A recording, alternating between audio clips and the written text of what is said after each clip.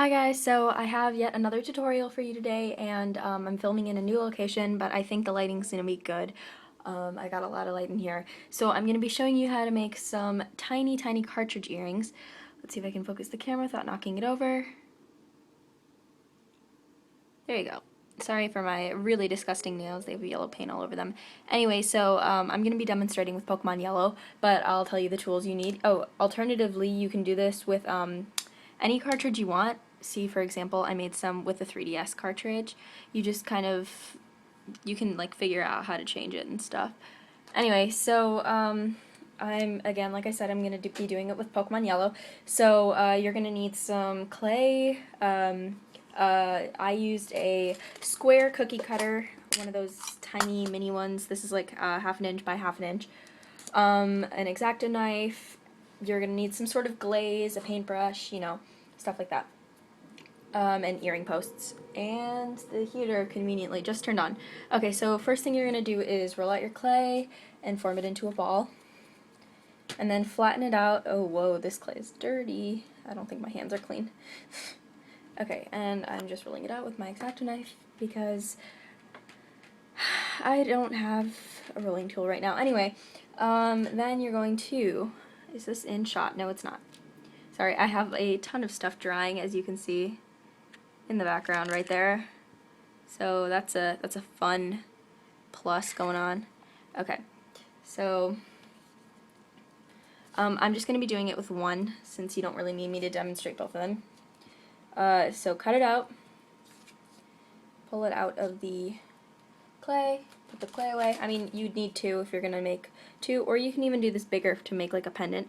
Okay, so you have your square, and now what you're going to do is, if you see original Game Boy cartridges, you'll notice that in the corner there's the little spot taken out of it, so I'm going to be doing that.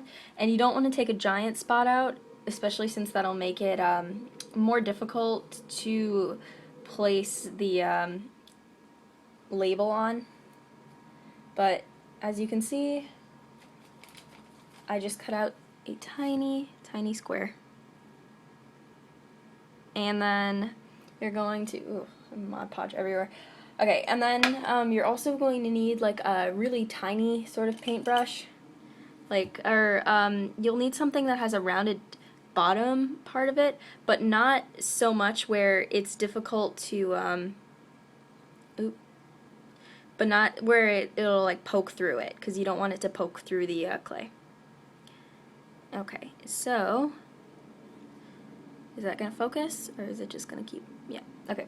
So then what you're going to do is you're going to kind of make little indents going across the top of it, kind of like where it says Nintendo. So I usually like to drag it and make a tiny indent and then sort of continuously bring it down, if that makes sense. You don't want to make it too thick like I am right now, because I'm a fail. So you can, if you're making it too thick, you can just kind of press it together and you can see the little indent forming. Okay, and once you've got your indent, you're going to take your tool, your X-Acto knife, and you're not going to cut into it, you're just going to make some more indents.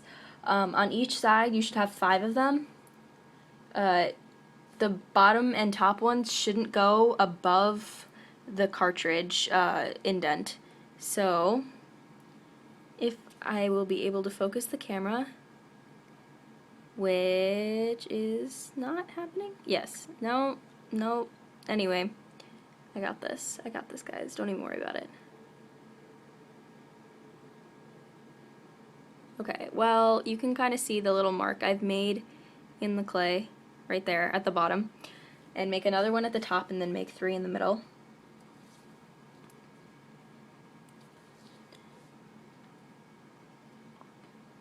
And then on the other side, make them as close as you can to even, but really no one's going to notice, so don't worry about it too much. Okay, now you're going to bake this according to your package instructions. In my case, I already have some that I'm going to be demonstrating on. And then you're going to need to print out the label, not the box art, not anything like that. I just looked up cartridge, and then I also looked up label, and usually I had to take a screen cap of the cartridge and then just insert that. make sure when you print it out it's small enough where it'll, okay, I fail, where it'll fit onto the little spot, because remember, it's not going to be the whole square, so it's not going to be half an inch or a centimeter. It's going to be a little bit under that. So so this is baked now, this is a different one.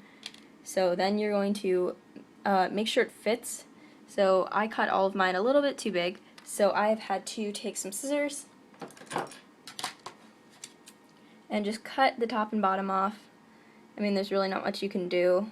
It's a waste of paper to go and reprint one little tiny label. And I'm just cutting off a tiny bit at the top and bottom, not so much where you can't see the thing anymore. But yeah, you can see that. Sorry, again, I apologize for my nails, they're really gross. Okay, let's see, just a tiny bit more. Should have done this ahead of time. Okay, now you're just going to take your glaze.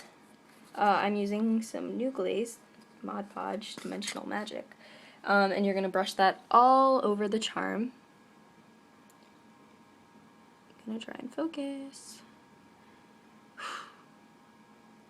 That did absolutely nothing. One more time.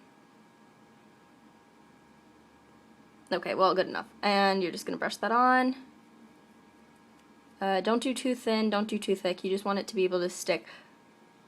You're also going to want to brush it on the sides. I'm not demonstrating that very well right now. Okay, and then you're going to stick your label on right in the center. Try and make it as even as you can so it has a nice presentation. And obviously make sure it's facing right side up, because I stuck one on upside down earlier. Okay. The glaze I'm using is very unforgiving. Okay, and then once you have it on, that one's not perfect, but it's okay.